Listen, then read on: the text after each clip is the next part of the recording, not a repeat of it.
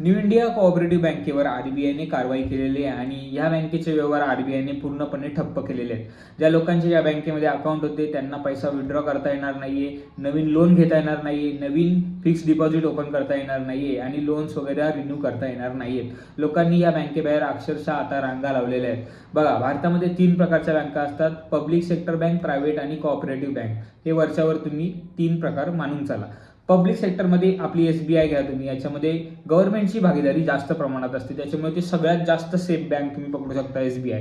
दुसरं असतात private sector, जसे ICICI, HDFC, ॲक्सिस बँक. ह्या बँकांमध्ये मोठे गुंतवणूकदार असतात, त्यांची भागीदारी जास्त असते. मग ह्या बँका सुद्धा थोड्या बेटर म्हणजे जास्त सेफ तुम्ही पकडून चालू शकता आणि ह्या बँकांमध्ये इंटरेस्ट रेट थोडा कमी भेटतो. आता कोऑपरेटिव्ह बँक ह्या नो प्रॉफिट नो लॉसवर चालतात, जशी की न्यू इंडिया कोऑपरेटिव्ह बँक. पण यांच्यामध्ये काय होतं माहिती आहे का, हे तुम्हाला इंटरेस्ट थोडा जास्त देतात, पण ह्या बँकांमध्ये रिस्क सुद्धा तेवढी जास्त असते आणि गैरव्यवहार होण्याचे सुद्धा चान्सेस या बँकांमध्ये जास्त असतात. म्हणून तुम्ही जेव्हा तुमचा पैसा ठेवता, कष्टाची कमाई तुम्ही बँकेमध्ये ठेवताय, तेव्हा थोडा विचार करून ठेवा आणि ज्या बँकेमध्ये गव्हर्नमेंटची भागीदारी जास्त असेल ती बँक तुम्ही सहसा प्रिफर करा.